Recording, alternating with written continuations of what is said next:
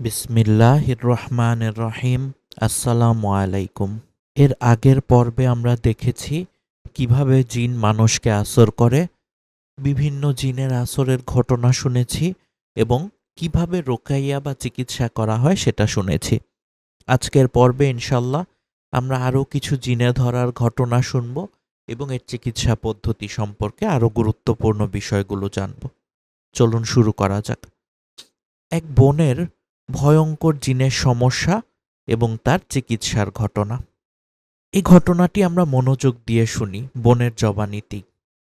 তিনি নিজেই তার ঘটনাটি বলছেন এভাবে: বিশ্বাসে মিলায় বস্তু, তর্কে বহুদূর। আসলে এই কথাটির মর্ম আমি বুঝতে পেরেছি আমার দীর্ঘদিনের একটি সমস্যা থেকে মুক্তি পেয়ে। প্রতিটি মানুষের জীবনে কোনো না কোনো ঘটনা থাকে। আমি যখন আমার মায়ের পেটে ছিলাম তখন থেকেই আমার প্রতি কোনো না কোনো সাপের ঘৃণা ছিল। আমি বহুবার স্বপ্নে এমন দেখেছি যে আমি গর্ভে থাকা অবস্থায় মা নাকি ভুল করে একটি সাপ মেরে ফেলেন, কিন্তু মায়ের এমন কিছু মনে নেই। তারপর আমার অবস্থার অবনতি হতে থাকলে মা বুঝতে পারেন তিনি আসলেই হয়তো এমন কাজ করেছেন, কারণ তার অভ্যাস ছিল সাপ মারা। তিনি জানতেন সাপ মারা সুন্নত। এখন তিনি বুঝতে পারেন তিনি সাপ ভেবে যা মেরেছিলেন তা আদতে সাপ ছিল না। এই সাপ মারার পর থেকে মা বিভিন্ন সময় অসুস্থ থাকতেন। আমি জন্মের পর থেকে নানা রোগে শোকে ভুগতে থাকি। দু একদিন পরপরই আমাকে ডাক্তারের কাছে নিতে হতো। খাওয়া দাওয়ার আমার তেমন রুচি ছিল না। ছোট থেকে নানা কিছু স্বপ্নে দেখতাম। রাতে দেখে দিনের বেলায় ভুলে যেতাম। স্বপ্ন নিয়ে তেমন ভাবনাও ছিল না। ধীরে ধীরে সেই স্বপ্নই আমাকে সুস্থ হতে সাহায্য করেছে। যখন থেকে স্বপ্ন মনে থাকতো তখন পরিবারের সাথে এগুলো বলতাম। ছোটবেলা থেকেই আমার বেশ মন খারাপ থাকতো, আর মেজাজও সবসময় গরম থাকতো। আমি কাউকে সহ্য করতে পারতাম না, এমনকি মাকেও সহ্য হতো না। এভাবে চলতে থাকে কয়েক বছর। যখন দশম শ্রেণীতে পড়ি তখন বাসায় নানা রকম স্বপ্নের কথা বলতাম। তখন স্বপ্ন দেখলে মনে থাকতো। আমি স্বপ্নে সাপ দেখতাম, রোজ স্বপ্নে সাপ দেখতাম। তখন আমি দশম শ্রেণীতে পড়ি। স্বপ্নে দেখা সাপগুলো আমার ক্ষতি করতো না। আরও দেখতাম সাপেরা আমাকে নিয়ে এমন কোথাও যাচ্ছে যেখানে আগে কখনো যাইনি আমি। আমার খুব ভালো লাগতো। তাই পরে আর এসব কথা কাউকে বলিনি। এভাবে সাপের প্রতি আমার মায়ের চেয়েও বেশি আকর্ষণ তৈরি হয় আমার। সব সময় সাপ, কবুতর, কুকুর, পেঁচা ইত্যাদি জিনিস স্বপ্নে দেখতাম। এমনকি পরীক্ষার হলে লেখার সময়ও দেখতাম কলমের মাথায় সাপ বসে আছে। তখন আমি সব কিছু ভুলে যেতাম। পড়ে আসা পড়া কিছুতেই মনে করতে পারতাম না।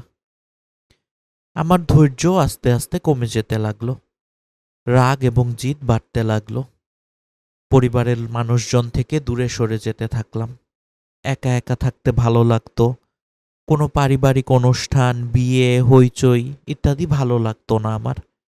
কারো সাথে মিশতে পারতাম না। মন খুলে কথা বলতে পারতাম না। রাস্তায় চলাচল করতে পারতাম না। গাড়ির সাথে ধাক্কা লেগে যেত। বেশিরভাগ সময় কলেজ থেকে আসার সময় যে পুকুরগুলো পড়তো সবগুলোকে রাস্তা থেকে সাপ দেখতে পেতাম। মনে হতো সাপ আছে এগুলোতে। আর যে কেউই দেখতো না, আর কেউ এগুলো দেখতো না, শুধু আমি এই সাপগুলোকে দেখতাম রাস্তার পাশের পুকুরগুলোতে। আমার জীবন এভাবেই কাটতে থাকে।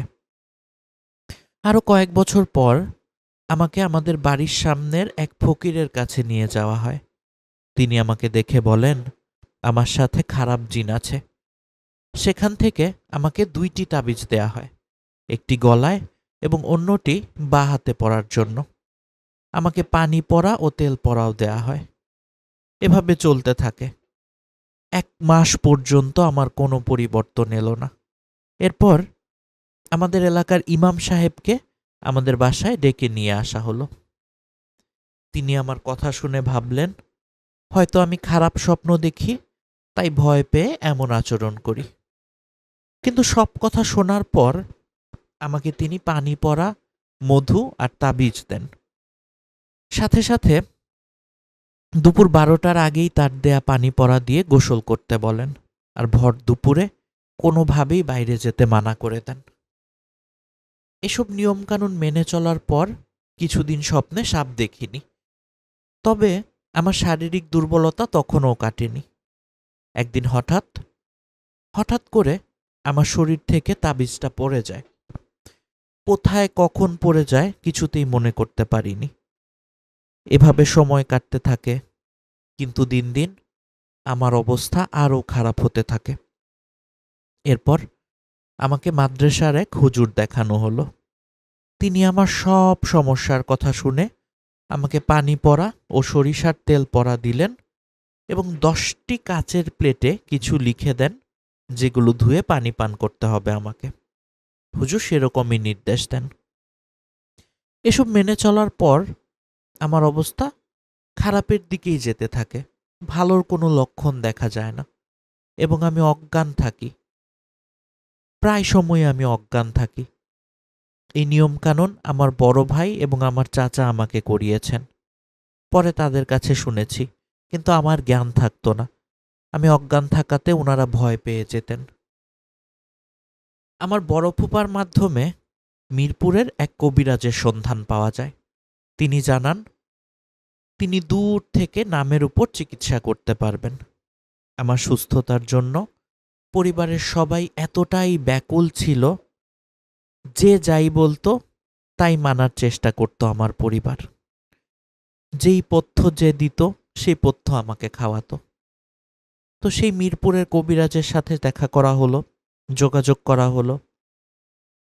সেই তিনি পথ্য দেন যে 1 মাস ঘর থেকে বের হওয়া যাবে না, মানে আমি 1 মাস ঘর থেকে বের হতে পারবো না।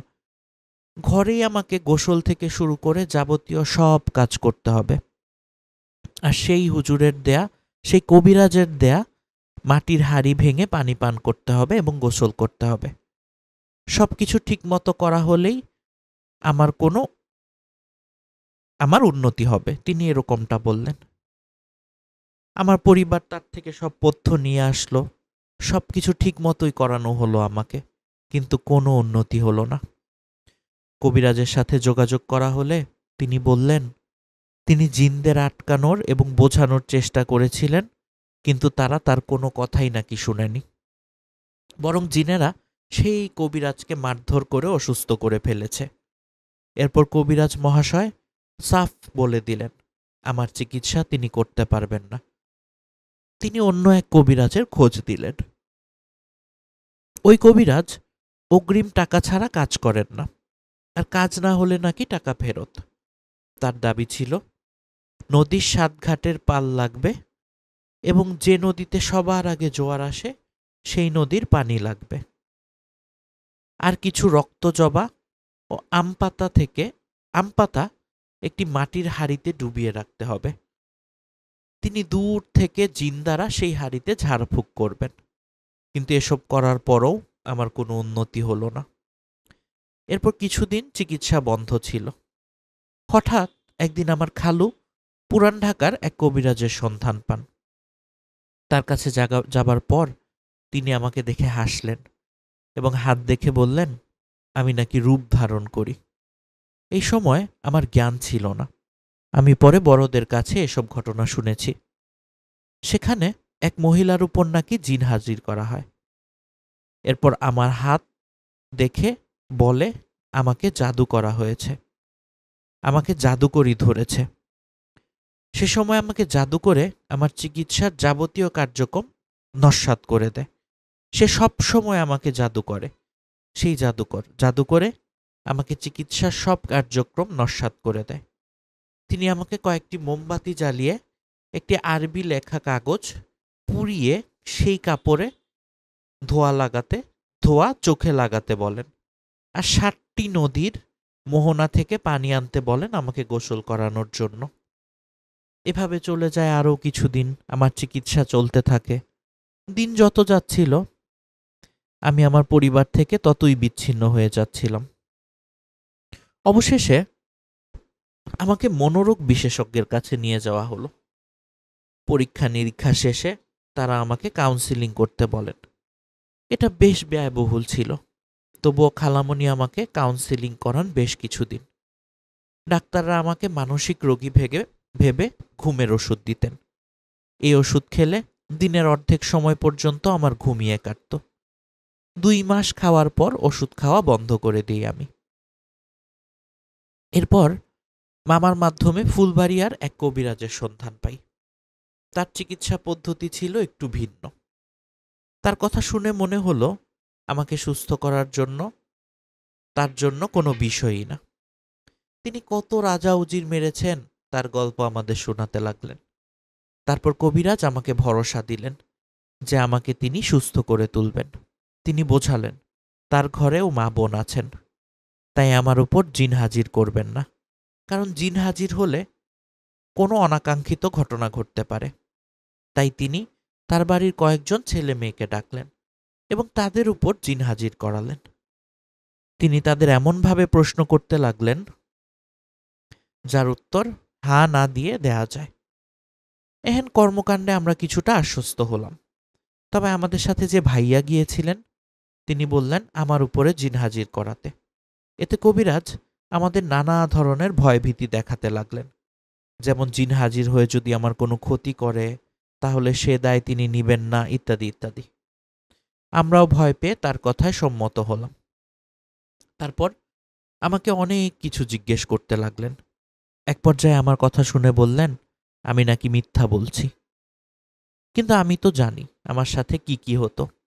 এরপর কবিরাজ আমাকে খুব ধমকাতে লাগলেন আর বারবার আমাকে মিথ্যুক বলছিলেন। এরপর তিনি আমার সাথে থাকা জিনকে নাকি আটকে ফেললেন এবং একটা পরী এসে নাকি সেই জিনকে খেয়ে ফেলেছে। কাজ শেষ হবার পর বললেন আমাদের কাছ থেকে তিনি কোনো পারিশ্রমিক নেবেন না, কিন্তু তার ভক্তদের জন্য টাকা দিতে হবে। আরও বললেন আমার জানের সদকা দিতে হবে এবং তার গুরুকে খুশি করে দিতে হবে। আমাকে সুস্থ করার জন্য আমার মামা তার সব কথা মেনে নিলেন এবং নগদ 10,000 টাকা দিয়ে দিলেন। এছাড়াও আমাকে কয়েক পদের পাতা দেন এবং এগুলো পানিতে গরম করে গোসল করতে বলেন। সাথে সাথে চিনি পড়া দেন খাওয়ার জন্য। মেশিন ভাঙানো প্রথম সরিষার তেল দেন। হাতে বাঁধার জন্য তাবিজ দেন, তালের আটি দেন। আরও কিছু নিয়ম মেনে চলতে বলেন। আমাদের ঢাকায় ফিরতে রাত হয়ে যায়। রাতে ভালোই ছিলাম, গোসল করি, খাবারও খাই, কিন্তু পরের দিন ঘটে মারাত্মক এক ঘটনা। আমি নাকি নিজেই আমার গলায় ওড়না পেঁচিয়ে ফাঁসি দিতে চেয়েছিলাম। আমাকে নাকি কেউ ফিরিয়ে রাখতে পারে না। এক পর্যায়ে আমার নাক মুখ লাল হয়ে যায়, দাঁতে কপাটি লেগে যায়। এভাবে কয়েক ঘন্টা পর্যন্ত চলতে থাকে। তারপর ধীরে ধীরে স্বাভাবিক হই। এসব কিছুই আমার মনে নেই। এই পর্যন্ত ছিল এই বোনটির ঘটনা তার নিজের জবানিতে। এবার আসি যে রাকিরা কিভাবে তার রোকাইয়া করেছিল সেই ঘটনা। এবার রাকিদের জবানিতে শুনব। রাকিরা বলছেন রোকাইয়া গ্রুপের কার্যক্রম তখন কেবল শুরু হয়েছে। আমাদের 2 ভাই ওনাকে রোকাইয়া করলেন, সেই বোনটিকে। প্রথম দিকে টানা 6-7 ঘন্টা রোকাইয়া করা হয়েছে। জিন ছাড়তে চায় না। রোকাইয়া করার সময় নানা ধরনের প্রতিক্রিয়া দেখা যেত, যেমন শ্বাসকষ্ট, দাঁতে লাদ লেগে যাওয়া, ওড়না গলায় পেঁচিয়ে ফাঁস দিতে চেষ্টা করা, গোঙানি ইত্যাদি। দ্বিতীয় দিন তাকে বলা হলো কলেমা পড়ো। তিনি কলেমা পড়ার চেষ্টা করতেই জিন এসে তাকে অজ্ঞান করে দিল। সাথে সাথে এক ভাই রোকাইয়া করা শুরু করলেন। ঘণ্টাখানেক রোকাইয়া করার পর তিনি কিছুটা ধাতস্থ হলেন। এভাবে সপ্তাহখানেক ধরে প্রতিদিন তাকে রোকাইয়া করা হলো। প্রতিদিন রোকাইয়া করা হতো। পরের দিন তার সমস্যা কমে আসে। তিনি নিজে নিজেই রোকাইয়ার আয়াতগুলো পড়তে পারতেন। আবার গরুর গোশত খাওয়া শুরু করলেন, নামাজে নিয়মিত হলেন। আস্তে আস্তে স্বাভাবিক জীবনযাপন করতে পারলেন। স্বাভাবিক জীবনযাপনে ফিরে আসতে লাগলেন। ঘটনার প্রায় 4 বছর পার হয়ে গেছে। সেই বোনটি ভালোই আছে আলহামদুলিল্লাহ। এখনও তিনি আল্লাহর কাছে দোয়া করেন কখনো যেন সেই সমস্যা ফিরে না আসে। আমরাও তার জন্য দোয়া করি। আল্লাহ কবুল করে নিন, আমিন। এবার চলুন দেখি, গত পর্বে আমরা দেখেছিলাম যে যারা জিনের চিকিৎসা বা রোকাইয়া করে তাদের কি কি বিষয় মাথায় রাখতে হয়। এবার আমরা এরকম আরও কয়েকটি বিষয় দেখব ইনশাল্লাহ। আগের পর্বে আমরা জিন আক্রান্ত রোগীর চিকিৎসার শরীয়তসম্মত পদ্ধতি বর্ণনা করেছি। আজ জাদুবানের বেসিক ট্রিটমেন্টগুলো আলোচনা করব এবং গুরুত্বপূর্ণ কিছু পয়েন্ট আলোচনা করা হবে ইনশাল্লাহ। জিন তাড়ানোর সময় আপনি যেসব পরিস্থিতির সম্মুখীন হতে পারেন, আমরা এখানে সম্ভাব্য কিছু অবস্থার আলোচনা করব। বাদবাকি আল্লাহর নুসরত চেয়ে আপনার উপস্থিত বুদ্ধি দ্বারা সমাধান করতে হবে। প্রথমত, জিন তাড়ানোর জন্য প্রথমে রোকাইয়া করার পর যদি রোগীর মাথা ঘুরায়, দম বন্ধ হয়ে আসে অথবা ঝটকা দিয়ে কেঁপে ওঠে কিন্তু কোনো জিন কথা না বলে, তাহলে 3 বার রোকাইয়া করে দেখুন। তারপর চিকিৎসার পরে যেসব পরামর্শ দিতে হয় সেসব দিন এবং সাথে প্রতিদিন সূরা বাকারা, সূরা ইয়াসিন, দুখান, জিন তেলাওয়াত করতে বা বলতে শুনুন অন্তত 1 মাস। এরপর ফলাফল জানাতে বলুন আপনাদেরকে। দ্বিতীয়ত, রোকাইয়া পড়ার পর চিৎকার চেঁচামেচি করতে পারে। এক্ষেত্রে ভয় পাবেন না, আপনি শান্ত থাকুন এবং সূরা নিসা ৭৬ নং আয়াত বারবার পড়তে থাকুন আর ফু দিতে থাকুন। এতে সে আঘাত পাবে, আশা করা যায় থেমে যাবে। তৃতীয়ত, কখনো আপনি বেশ খারাপ আর ঘাড়তেরা জিনের মুখোমুখি হতে পারেন। এক্ষেত্রে তাকে প্রথমে সাবধান করুন, হয় তুমি চলে যাও, নয়তো কোরআনের আয়াত দিয়ে তোকে জ্বালিয়ে দেব। তবুও কথা না শুনলে কিছু পানি নিন এবং সূরা ইয়াসিন, সফফাত, দুখান, সূরা জিন ইত্যাদি পড়ে রোগীকে ফু দিন, সাথে পানিতেও ফু দিন এবং ওই পানি রোগীকে খাইয়ে দিন। বারবার আয়াতুল কুরসি পড়েও রোকাইয়া করতে পারেন। এসবে জিন খুব কষ্ট পায়, এরপর চলে যেতে নির্দেশ দিন। বেশ কিছু ঘটনায় দেখা গেছে জিন যেতে চায়নি, এরপর সূরা আহজাব সহ্য করতে না পেরে মরে গেছে। মানে সূরা আহজাব এতই পাওয়ারফুল যে অনেক জিন যেতে চায় না, কিন্তু এটা সহ্য করতে না পেরে তার মৃত্যু পর্যন্ত হয়। সূরা বাকারার ক্ষেত্রে অনেক আলেমের এমন অভিজ্ঞতা রয়েছে, বরং খারাপ জিনের ক্ষেত্রে সূরা বাকারার রোকাইয়া বেশি প্রসিদ্ধ। এজন্য প্রথমত সূরা বাকারা পড়াটাই আমরা সাজেস্ট করব। বাচ্চাদের রোকাইয়ার ক্ষেত্রে সর্বদা তার স্বাচ্ছন্দ্যের দিকে খেয়াল রাখবেন। প্রয়োজনে রোকাইয়ার আগে তার সাথে কিছু সময় দিন, যেন সে আপনাকে স্বাভাবিকভাবে নিতে পারে। রোকাইয়ার সময় কখনোই বাচ্চাদের প্রহার করবেন না বা মারবেন না, গায়ে আঘাত করবেন না। ইমাম তাইমিয়া রহিমাহুল্লাহ সহ অনেকে অত্যাচারী জিনকে হত্যা জায়েজ এই ধরনের ফতোয়া দিয়েছেন। আপনি আলিম হলে বদরুদ্দিন শিবলি হানাফি রহিমাহুল্লাহর আকাম আল মারজান ফি গারাইবিল জান বইটিতে বিস্তারিত দেখতে পারেন। 5, কখনো কখনো জিন আপনাকে রাগাতে চেষ্টা করবে, গালিগালাজ করবে, তখন আপনাকে সবর করতে হবে, রাগান্বিত হওয়া যাবে না। কখনো হয়তো পাম দিবেন, আপনি অনেক ভালো মানুষ, বিরাট বুজুর্গ ইত্যাদি বলে জিনকে আপনি কনভিন্স করার ট্রাই করবেন, খুশি করার চেষ্টা করবেন, আপনার কথা মেনে চলে যাচ্ছি ইত্যাদি ইত্যাদি। জিনও আপনাকে কিন্তু এগুলা বলবে যে আপনি তো অনেক ভালো মানুষ, বিরাট বুজুর্গ, আপনার কথা মেনে আমি চলে যাচ্ছি। কিন্তু এসব শুনে আপনি ভুলবেন না, ভুলার দরকার নেই। বরং বলুন, আমি আল্লাহর সাধারণ একজন বান্দা, তুই আল্লাহর বিধান মেনে এখান থেকে চলে যা, আমার কথা শুনে ভাগার দরকার নেই, তুই আল্লাহর বিধান শুনে ভাগ। আপনি যদি জিনকে জিজ্ঞেস না করে তার ধর্ম জানতে চান, তবে রোগীর উপর এই 2 আয়াত পড়ুন, সূরা মায়েদা আয়াত 72, সূরা তাওবা আয়াত 30। কখনো জিন চলে যেতে রাজি হয় কিন্তু বের হতে পারে না, এক্ষেত্রে আপনার উচিত হবে তাকে সহায়তা করা। আপনি তখন তার কানে আজান দিন, এরপর সূরা ইয়াসিন পুরোটা পড়ুন, তারপর আবার আজান দিন, ইনশাল্লাহ সে চলে যাবে। কখনো জিন কিছু শর্ত দেয়, এই করতে হবে, সেই করতে হবে, তাহলে চলে যাব, ওইটা করলে চলে যাব, সেটা করলে চলে যাব। এক্ষেত্রে যদি সেটা ইসলাম সমর্থিত হয়, যেমন নামাজ কালাম পড়তে হবে, পর্দা করতে হবে, এরকম কিছু বলে, এটা যদি বলে থাকে তাহলে বলুন আল্লাহর বিধান হিসেবে মানতে রাজি আছি। কিন্তু শরীয়ত পরিপন্থী কিছু হলে কোনো পাপ কাজ হলে মানবেন না, ভুলেও মানতে রাজি হবেন না, বরং তাকে শাস্তি দিন এসব বলার জন্য এবং চলে যেতে বলুন।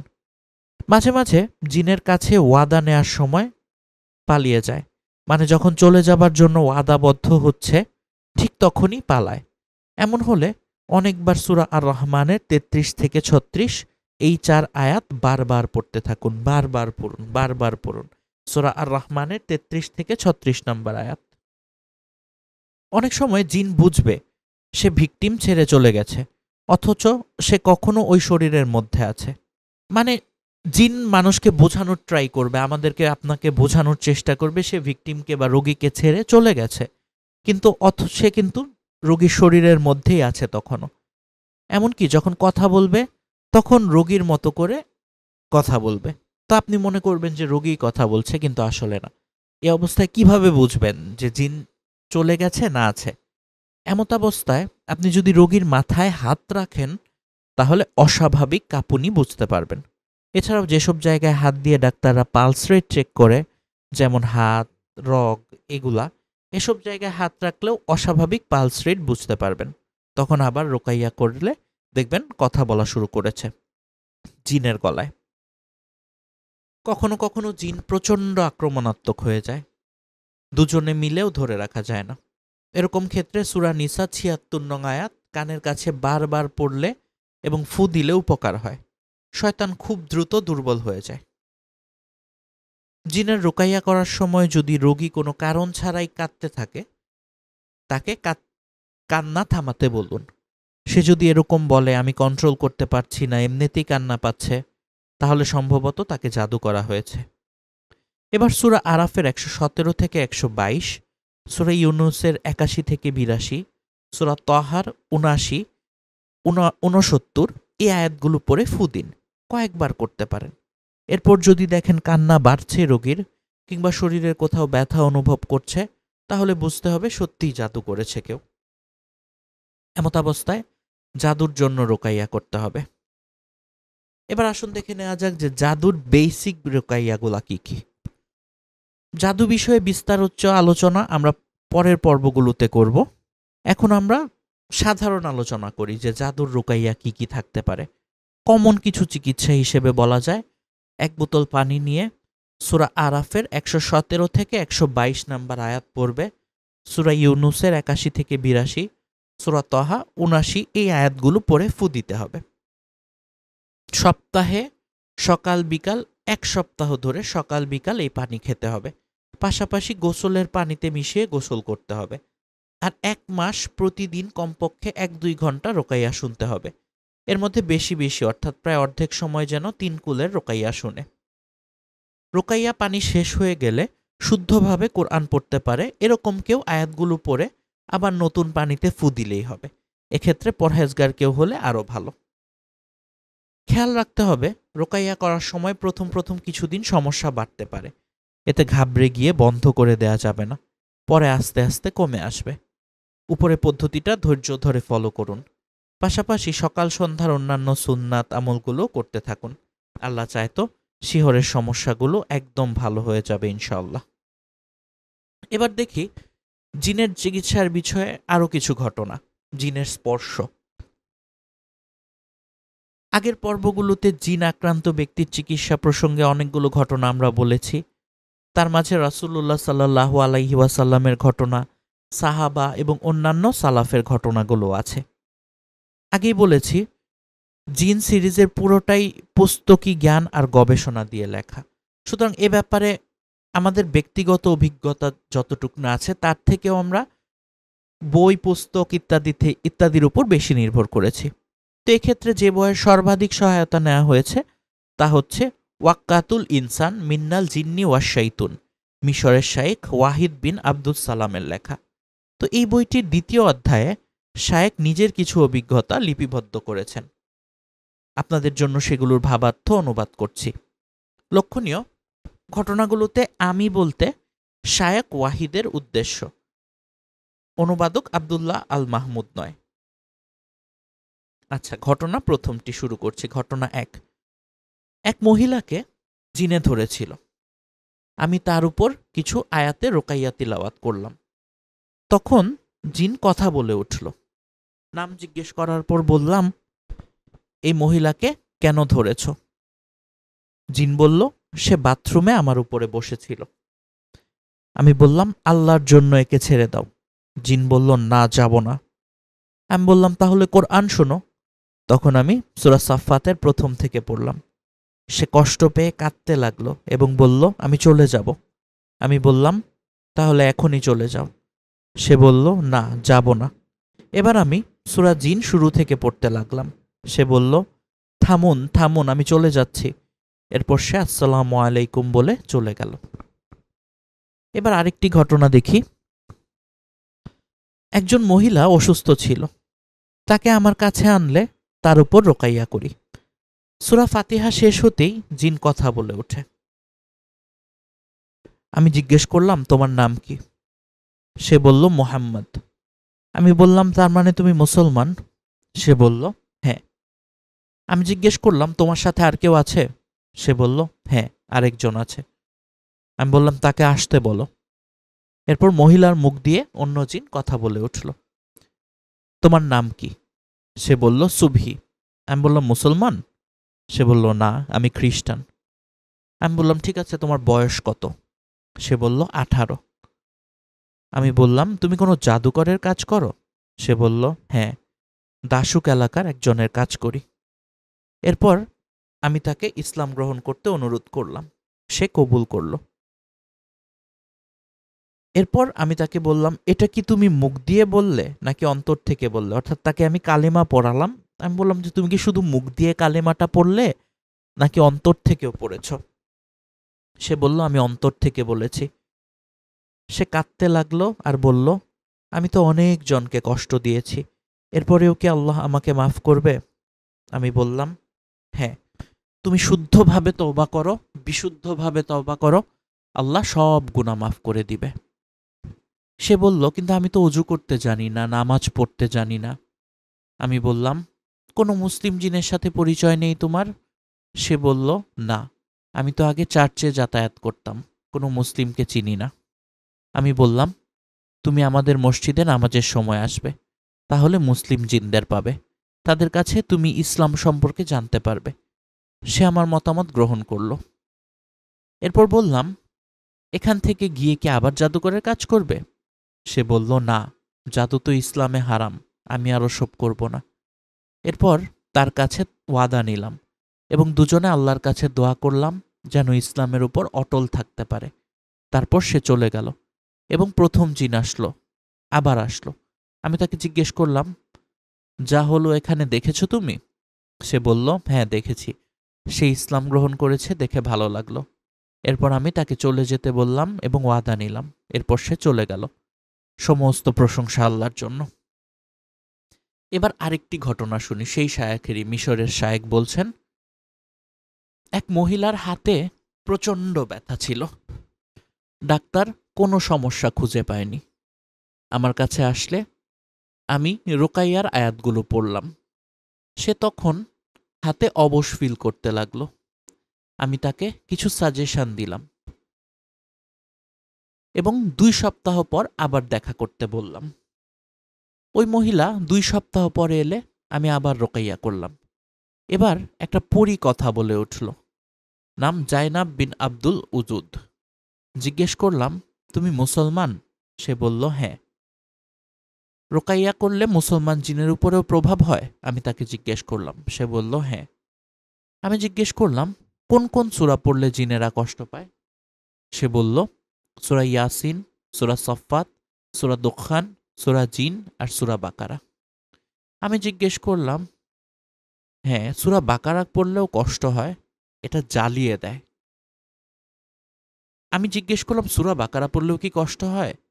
সে বলল, হ্যাঁ, সূরা বাকারা পড়লেও কষ্ট হয়, এটা জ্বালিয়ে দেয়। আমি জিজ্ঞেস করলাম, প্রথমবার এই মহিলা আপনার কাছ থেকে যাওয়ার পর কি হয়েছিল? সে বলল, আমার পরামর্শগুলো যখন মেনে চলছিল আমি খুব দুর্বল হয়ে পড়েছিলাম। বিশেষত সে কোরআন পড়লে আমার খুব কষ্ট হতো, আর বিসমিল্লাহ বলে খানা শুরু করার কারণে আমি তার সাথে খেতেও পারছিলাম না। খানার মাঝে বিসমিল্লাহ বললেও যা খেয়েছি সব বমি হয়ে যেত। আমি জিজ্ঞেস করলাম, আচ্ছা শয়তান আর জিনের মাঝে পার্থক্য কি? সে বলল, শয়তানরাও জিন, তবে ওরা কাফের এবং খুব অবাধ্য। আমি বললাম, এখন একে ছেড়ে চলে যাও। কোন দিক দিয়ে বের হবে? সে বলল, মুখ দিয়ে। এরপর সে আসসালামু আলাইকুম বলে চলে যায়। শুনলেন তো প্রিয় দর্শক ঘটনাগুলো, কিভাবে জিনদের চিকিৎসা করতেন আমাদের বিভিন্ন শায়েকরা। আমরা মিশরের একজন শায়েকের ঘটনা শুনছি। এবার চলুন আরেকটি ঘটনা শুনি। একজন অল্প বয়সী মেয়েকে জিনে ধরেছিল। জিন মাঝে মধ্যে ওর মুখ দিয়ে কথা বলছিল। আমি ওর বাসায় আসলাম এবং ছবি ইত্যাদি সরিয়ে ফেলতে বললাম। ছবি বা মূর্তি বা এই টাইপের খেলনা টেলনা যা ছিল ঘরে সেগুলো সরিয়ে ফেলতে বললাম এবং মেয়েটিকে হিজাব পরাতে বললাম। এরপর রোকাইয়া পড়তে যাব, তার আগেই মহিলা জিন কথা বলা শুরু করলো, কথা বলে উঠল। তখন আমি সূরাত দুখানের কিছুটা পড়লাম। এরপর পর্যায়ক্রমে জিজ্ঞেস করলাম, নাম কি, ধর্ম কি, সাথে কেউ আছে কি না ইত্যাদি। সে বলল, নাম নাজওয়া, আমি মুসলমান, সাথে আমার আম্মু আছে, ওনার নাম ফাতিমা। আমি বললাম, ওনাকে আসতে বলো। এরপর ওই পরীর মা বলল, তার বয়স ছিল 40 বছর। আমি তাকে আল্লাহর আযাবের কথা স্মরণ করিয়ে দিয়ে চলে যেতে বললাম এবং জিজ্ঞেস করলাম, এর আগে কারো উপর আসর করেছে কিনা? সে বলল, হ্যাঁ, আরও 4 জনের উপর। আমি তাকে বললাম, কেন মানুষকে কষ্ট দিচ্ছ? মানুষকে কষ্ট দেয়া পাপ। এরপর তাওবা করে নফল নামাজ পড়ার নিয়ম শিখিয়ে দিলাম। এরপর সে তওবা করে চলে গেল। এরপর নাজওয়া কথা বলে উঠল। জিজ্ঞেস করলাম, তোমার বয়স কত? সে বলল, 20 বছর। আমি বললাম, বিয়ে করেছ? সে বলল, না, আমি নিয়াত করছি বিয়ে করব না, ইবাদত বন্দিগি করে জীবন পার করে দিব। আমি বললাম, ইসলাম এটা সমর্থন করে না, তুমি একে ছেড়ে চলে যাও এবং পরহেজগার একজন জিনকে খুঁজে বিয়ে করে নিও। সে আমার পরামর্শ নিল এবং ওয়াদা করে চলে গেল। এটি ছিল একটি ঘটনা। এরপর আরও কয়েকটি ঘটনা সংক্ষেপে বলি। একজন লোকের সাথে একটা মেয়ে জিন ঝামেলা করত। তার ছেলে গিয়ে শায়েককে এটা জানায়। শায়েক বাসায় এসে লোকটির সাথে কথা বলে এবং অজু করে আসতে বলেন। এরপর তাকে রোকাইয়া করলে মেয়ে জিন কথা বলে ওঠে। উদ্ভট একটা নাম বলে, স্টেথিরিয়াস বা এরকম কিছু একটা নাম বলে সে। ধর্মের কথা বললে চুপ করে থাকে। পরে বলে, আমি আসলে ধর্ম সম্পর্কে তেমন কিছু জানি না, আমরা জিনের বিশেষ এক জাতি যারা পানিতে থাকে। আমি লোহিত সাগরে থাকতাম। কেন আসর করেছে জিজ্ঞেস করলে সে বলে, লোকটার বয়স যখন 20 বছর ছিল তখন অন্য একজনকে ধরেছিলাম। এই লোক তখন না জেনে অহেতুক মূর্খের মতো আমাকে পিটিয়েছে। এজন্যই তখন আমি তার উপর আসর করি। তারপরে তাকে আমার পছন্দ হয়েছে। আমি রাতে তার সাথে থাকি, তার সাথে আমি রাতের বেলা তাকে ভোগ করি, তার সাথে খারাপ কাজ করি ইত্যাদি ইত্যাদি। পরে ওকে ইসলাম গ্রহণ করতে বললে সে ইসলাম গ্রহণ করে। মানে সেই জিনটাকে তারপরে শায়েক ইসলাম গ্রহণ করতে বলে যে তুমি যেগুলো করছো সেগুলো খারাপ কাজ, তুমি এগুলো করো না, তুমি ইসলাম গ্রহণ করো এবং চলে যাও। তারপর তাকে ইসলাম গ্রহণ করতে বললে সে গ্রহণ করে এবং এক পর্যায়ে সে বিদায় হয়। এটি ছিল একটি ঘটনা। এবার চলুন আরেকটি ঘটনা দেখি এই শায়েকেরই। এটি শায়েকের ঘটনা না, এই ঘটনাটা শায়েকের পরিচিত এক হাই স্কুল টিচার বর্ণনা করেছেন। শায়েক উনার ভাষায় নিজ বইয়ে উল্লেখ করেছেন। 1 মে 1986 সাল তখন। 1 মে 1986-তে শায়েখের একটা প্রোগ্রাম ছিল। সেখানে উনি রোকাইয়া বিষয়ে কিছু লেকচার দিতে যান এবং সেখানে কিছু লেকচার দেন। প্রোগ্রাম শেষে রাতের বেলা 7-8 জন একসাথে বাড়ি ফিরছিল। যাওয়ার পথে একটা ছেলেকে বাসার ব্যালকনিতে দাঁড়িয়ে থাকতে দেখলেন শায়েক। ওকে দেখে, শায়েকদেরকে দেখে ছেলেটা কেমন যেন ভয়ে চমকে ওঠে। ব্যালকনি থেকে লাফ দিয়ে অন্যদিকে চলে যেতে চায় লাফ দিয়ে, কিন্তু সাথেই এক ভাই গিয়ে ধরে ফেলে। পরে দেখে তাকে জিনে ধরেছে। এরপর অনেক লম্বা কাহিনী লিখেছেন শায়েক। 7-8 জন মিলে কিভাবে তার জিন ছাড়ানো হয়েছে, এর মধ্যে এই লম্বা কাহিনীর কিছু অংশ আপনাদেরকে বলছি আমরা। শায়েকরা জিনের সাথে কথোপকথন চালাতে থাকে। এক পর্যায়ে বলে যে, তুমি শায়েক ওয়াহিদকে ঘৃণা করো? জিনকে জিজ্ঞেস করেন শায়েক। জিনটা বলে, আব্বু বলেছে যে উনি কোরআন দিয়ে জিনের চিকিৎসা করে, মানুষকেও শিখায়, এজন্য ঘৃণা করি। তারপর শায়েক বলছে, আজকে রোকাইয়া নিয়ে লেকচারের সময় সেখানে কোনো জিন উপস্থিত ছিল? জিনরা বলছে সেখানে 15 জন জিন উপস্থিত ছিল। অর্থাৎ জিনের সাথে শায়েকের কথোপকথন হচ্ছে। সেখানে জিনটা বলছে যে শায়েককে সে ঘৃণা করে, কারণ তার আব্বু বলেছে যে শায়েক কোরআনের মাধ্যমে জিনের চিকিৎসা করে, এ কারণে তারা শায়েককে ঘৃণা করে। তারপর শায়েক জিজ্ঞেস করলেন যে, আজকে যে আমি রোকাইয়া নিয়ে যে লেকচারটা দিয়েছি সেখানে কি কোনো জিন উপস্থিত ছিল? সে বলছে, হ্যাঁ, 15 জন জিন উপস্থিত ছিল। চিন্তা করুন দর্শক, মানে সেই শায়েক যে জিনের চিকিৎসা নিয়ে লেকচার দিচ্ছে সেটাও লুকিয়ে লুকিয়ে জিনরা শুনছে। এরপর শায়েক বললেন, তুমি তাহলে ইসলাম গ্রহণ করো? সে বলল, আচ্ছা, আমাকে কালেমা পড়িয়ে দিন। তারপর শায়েক বললেন যে, এই দিনে নিয়মিতভাবে আমাদের মসজিদে বিভিন্ন আলেমরা বয়ান করে, ইসলাম সম্পর্কে জানতে চাইলে তুমিও আসতে পারো। সে শায়েককে কথা দিল, আচ্ছা আসবো, আমিও জানতে চাই ইসলাম সম্পর্কে। তারপর সে আস্তে আস্তে ভালো হয়ে গেল। তো এটা ছিল আরেকটা কাহিনী। তো শায়েকের আরেকটি কাহিনী শুনি চলুন। এটি হচ্ছে একটি মহিলাকে নিয়ে কাহিনী। এক মহিলা খুব অসুস্থ ছিল। তার স্বামী অনেক ক্লিনিকে দৌড়াদৌড়ি করেও কোনো সুরাহা খুঁজে পায়নি। পরে শায়েক বলছে যে, আমার কাছে নিয়ে আসা হয় ওই মহিলাকে রোকাইয়া করার জন্য। আমি রোকাইয়া করি। এরপর বেশ ভারী এক কণ্ঠ কথা বলে ওঠে ওই মহিলার ভেতর থেকে। আমি জিজ্ঞেস করি, কি নাম তোমার? সে বলে, ইয়োহান্না। আমি তাকে জিজ্ঞেস করি, তুমি কি খ্রিস্টান? সে বলে, হ্যাঁ। আমি তাকে জিজ্ঞেস করি, এই মুসলিম মহিলাকে তুমি কেন ধরেছ? সে বলে, এই মহিলার জন্য আমার ছেলে মুসলমান হয়েছে, তাই আমি প্রতিশোধ নিতে এসেছি। আমি জিজ্ঞেস করি, মুসলমান হয়েছে তাতে প্রতিশোধ নেয়ার কি আছে? সে বলে, কারণ আমি খ্রিস্টান জিনদের চার্চের প্রিস্ট অর্থাৎ পাদ্রী, আমার ছেলেকে ইসলামে কনভার্ট হয়েছে, এটা আমার জন্য সহ্য করা কষ্টকর। কারণ আমি খ্রিস্টান জিনদের চার্চের একজন প্রিস্ট, মানে এই জিনটা খ্রিস্টান জিনদের যে গির্জা থাকে সেই গির্জার একজন যাজক। সেজন্য তার কাছে এটা মেনে নেওয়া কষ্টকর যে তার ছেলে ইসলাম গ্রহণ করেছে। এই জন্য সেই মহিলার উপরে প্রতিশোধ নিতে এসেছে। এরপর শায়েক ওনাকে ইসলাম সম্পর্কে বুঝায়। জিনটা কোরআন শুনতে চায়। শায়েক সূরা মায়েদার ৮২ থেকে ৮৫ নাম্বার আয়াত পড়ে শোনান। আয়াতগুলো আসলেই খ্রিস্টানদের কনভিন্স করার মতো। কমপক্ষে 2টা আয়াতের অর্থ এখানে না বললে ঘটনার স্বাদ অপূর্ণই থেকে যাবে। আসুন দেখি আয়াতগুলো কি।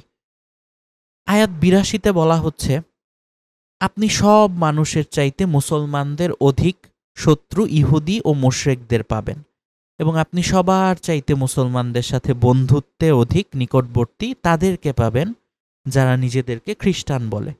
এর কারণ এই যে খ্রিস্টানদের মধ্যে আলেম রয়েছে, দরবেশ রয়েছে, এবং তারা অহংকার করে না।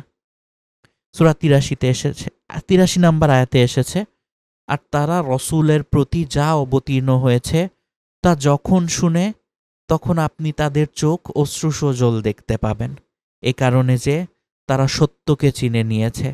তারা বলে, হে আমাদের প্রতিপালক, আমরা মুসলমান হয়ে গেলাম, অতএব আমাদেরকেও মান্যতাকারীদের তালিকাভুক্ত করে দিন। শায়েকের তেলাওয়াত শুনে জিনটা কাঁদতে শুরু করে এবং বলে, কোরআন সত্য, আপনি সত্য বলছেন। অনেক লম্বা আলোচনা। এরপরে ওই পাদ্রী জিনটা নিজেও মুসলমান হয়ে যায়, আলহামদুলিল্লাহ। এরপর ছেলেকে কাছে ডেকে নিয়ে চলে যায়। আল্লাহর ইচ্ছায় কত কিছুই আসলে সম্ভব হয়, তাই না?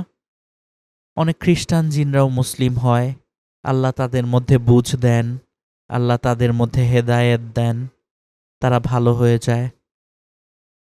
এটাই আসলে ইসলামের সৌন্দর্য। ইসলাম আসলে, ইসলামী মতে আমরা যদি জিনদের চিকিৎসা করি তাহলে অনেক সময় খারাপ জিনরাও ভালো হয়ে যায় এবং তারা ইসলাম গ্রহণ করে, সেক্ষেত্রে কিন্তু রাকিরা আরও বেশি সওয়াব পান, তাই না? এবার আসুন বদনজর সম্পর্কে কিছু জিনিস জেনে আজকের পর্বটা শেষ করি। প্রথমে দেখি যে বদনজর থেকে বাঁচার উপায় কি। কথার মাঝে আল্লাহর জিকির করা, মানে সব সময় আল্লাহর জিকির করতে হবে, আল্লাহর কথা বলতে হবে, তাহলে বদনজর থেকে বেঁচে থাকতে পারবো। মেয়ে হলে অবশ্যই শরিয়াতের বিধান অনুযায়ী পর্দা করা। পর্দা করার ব্যাপারটা ইম্পর্ট্যান্ট। পর্দা না করলে বদনজর অনেক সময় লেগে যেতে পারে, অনেক খারাপ জিন বা শয়তানরা বদনজর দিতে পারে বেপর্দা নারীদের, সেজন্য পর্দানশীল থাকার চেষ্টা করতে হবে। হাদিসে বর্ণিত সকাল সন্ধ্যার দোয়াগুলো পাঠ করা, এই আমলগুলো করা। সকাল সন্ধ্যায় আমরা মুসলিম হিসেবে কি কি আমল করতে হবে এবং কি কি আমল করলে আমরা বদনজর, জিনের নজর, খারাপ নজর থেকে বেঁচে থাকতে পারবো, সেগুলো সম্পর্কে বলা হয়েছে। সুতরাং সকাল সন্ধ্যার এই দোয়াগুলো পড়তে হবে আমাদেরকে বদনজর থেকে বেঁচে থাকার জন্য। বিশেষত বিসমিল্লাহিল্লাহি লা ইয়াদুররু মাসআমিহি শাইউন ফিল আরদি ওয়ালা ফিস সামাই ওয়া হুয়াস সামিউল আলিম, এটি পড়তে হবে। সকাল সন্ধ্যায় 3 বার করে পড়তে হবে। তিরমিজি শরীফের হাদিসে এসেছে, হাদিস নাম্বার 3335। তারপর আরেকটি দোয়া আছে, আউযু বিকালিমা তিল্লাহিত্তামাত্তি মিন শাররি মা খালাক। সকাল সন্ধ্যায় 3 বার করে এই দোয়াটি পড়তে হবে। এটিও তিরমিজি শরীফে এসেছে, হাদিস নাম্বার 3559। এবার দেখি বাচ্চাদের উপর বা ব্যবসা প্রতিষ্ঠানে অথবা পশু পাখির উপর বদনজর লাগলে কি করণীয়। প্রথম বিষয় হলো, বদনজর সম্পর্কে প্রয়োজনীয় সব তথ্য নিয়ে আমরা আরেকটি সিরিজ করব। এছাড়াও আমরা সেলফ রোকাইয়া কিভাবে করতে হয় সেটি নিয়েও সিরিজ করব, সেগুলো দেখলে আপনারা বিস্তারিত জানতে পারবেন। কিন্তু এখানে আমরা একটু টুকটাক বলে দিচ্ছি যে সকাল সন্ধ্যার আমলগুলো করা বা এগুলো পালন করলেই পশু পাখিদের থেকে আপনারা নিরাপদ রাখতে পারবেন। এছাড়াও বদনজরে রোকাইয়াও করা সম্ভব হয়, এগুলো নিয়েও আমরা আলাদা সিরিজ করব। কিন্তু আজকে একটা পদ্ধতি বলে দিচ্ছি, যদি জানা যায় কার উপরে নজর লেগেছে, তাহলে সাহল ইবনে হুমাইস রাদিয়াল্লাহুর হাদিসটা অনুসরণ করলেই হবে। অর্থাৎ যার নজর লেগেছে তাকে অজু করতে বলবেন, অজুর পানিগুলো একটা পাত্রে জমা করবেন, এরপর সেটা আক্রান্ত ব্যক্তির গায়ে ঢেলে দিবেন, তাহলেই নজর কেটে যাবে ইনশাআল্লাহ। আবারও বলছি, যদি জানা যায় কার নজর লেগেছে, মানে কোন ব্যক্তি নজর দিয়েছে। বদনজর কিন্তু এরকম যে কেউ একজন নজর দিল, নজর লেগে গেল। নজর কিন্তু ইসলামে আছে, আমরা বিশ্বাস করি বা না করি, ইসলামে কিন্তু নজর আছে। অনেক সময় একটা বাচ্চাকে দেখে আমরা বললাম বাচ্চাটা তো সুন্দর, নজর লেগে যেতে পারে। সুতরাং নজরের চিকিৎসা কিভাবে করবেন, যদি জানা যায় কার নজর লেগেছে, তাহলে সাহল ইবনে হুনাইস রাদিয়াল্লাহু এই হাদিসটা অনুসরণ করতে বলেছেন। অর্থাৎ যার নজর লেগেছে তাকে অজু করতে বলবেন, অজুর পানিগুলো একটি পাত্রে জমা করবে, তারপর সেটা আক্রান্ত ব্যক্তির গায়ে ঢেলে দিবেন, তাহলেই নজর কেটে যাবে ইনশাল্লাহ। যদি মনে করেন আপনার বাবুর উপর মেহমানদের নজর লেগেছে, তাহলে এটি করা যেতে পারে। বদনজর দূর করার আরও কিছু উপায় আছে, প্র্যাকটিক্যাল কিছু উপায়। যেমন ধরুন আব্দুল্লাহ ভালো রেজাল্ট দেখে তার খালা অনেক প্রশংসা করলেন, এরপর থেকে আব্দুল্লাহ আর পড়ালেখাই করতে পারে না। রুকাইয়াটা কি হবে, খালাকে বলতে হবে অজু করতে, সেই ব্যবহৃত পানি আব্দুল্লাহর গায়ে ঢেলে দিতে হবে। একবার পড়লেই হবে, একবারই কাজটা করলেই ইনশাল্লাহ সুস্থ হয়ে যাবে। যদি অজুর পানি নেওয়া সম্ভব না হয়, সেক্ষেত্রে কি করতে হবে, দাওয়াত দিবে, এরপর হাত ধোয়ার জন্য পানির পাত্র দিবে, সেই পানিটা তার গায়ে ঢেলে দিবে ইনশাল্লাহ, তাহলে ভালো হয়ে যাবে। এবার দেখি যে বিপদ নিয়ে জিনের নজরটাও তো একটা বিশাল বিপদ, বাট এটা নিয়ে কিন্তু আমরা অনেক কম আলোচনা করি। জিনের বদনজরের কথাটা আমরা খুব কমই শুনেছি, মানে আমরা মানুষের বদনজরের কথা শুনেছি, কিন্তু জিনের বদনজরের কথা খুব কমই শুনেছি। আমাদের দেশে বিভিন্ন এলাকায় এর প্রচলিত নাম হচ্ছে বাতাস লাগা, আলগা সমস্যা, উপরি সমস্যা ইত্যাদি। এবার হয়তো একটু পরিচিত মনে হচ্ছে, তাই না? এই বিষয়ে আমাদের একটি সিরিজ করব ইনশাল্লাহ, সেখানে আপনারা জানবেন। এছাড়া বদনজরের প্রাথমিক রোকাইয়া কি হতে পারে, তারপরে ধরুন যারা সেলিব্রিটি বা বিলিয়নিয়ার বা মিলিয়নিয়ার তাদের কেন নজর লাগে না, এই বিষয়গুলো নিয়েও আমাদের মনে প্রশ্ন আসে। এখানে আসলে এটা একটা কমন প্রশ্ন যে বিলিয়নিয়ার বা এই সেলিব্রিটি, তমুক বিলিয়নিয়ার, তমুক সেলিব্রিটি, এদের বদনজর লাগে না কেন? ওরা নাটক সিনেমা করে, ওদের নজর কেন লাগে না? সারা দুনিয়ার মানুষ তো ওদের দেখে। এখানে তিনটা বিষয় মূলত। প্রথমত, বদনজর সাধারণত প্রসিদ্ধ কিছুতে লাগে না, কারণ নজর তো মূলত মনের ভেতর থেকে আসা। বদনজর এবং প্রচলিত আরও কিছু কুসংস্কার আছে। ছোট বাচ্চাদের বদনজর থেকে বাঁচানোর জন্য অনেকে কালো টিপ ব্যবহার করেন, এতে নাকি বাচ্চার নজর লাগে না। অনেকে আবার আঙ্গুলে কামড় দেয়, আবার নজর লাগলে তা কাটানোর জন্য উল্টাপাল্টা কাজ করে। কেউ কেউ হিন্দুয়ানি প্রথায় টাকা ঘুরিয়ে ঘুরিয়ে নজর কাটান, কেউ বা মরিচ পান পাতা দিয়ে কাটান। এবং অদ্ভুত হলেও সত্য, এগুলোতে কাজ হয়, কিন্তু এগুলো কিন্তু ঠিক না। আল্লাহ আমাদের সবাইকে বদনজর থেকে বেঁচে থাকার তৌফিক দান করুন, জিনদের হাত থেকে বেঁচে থাকার তৌফিক দান করুন, আমিন।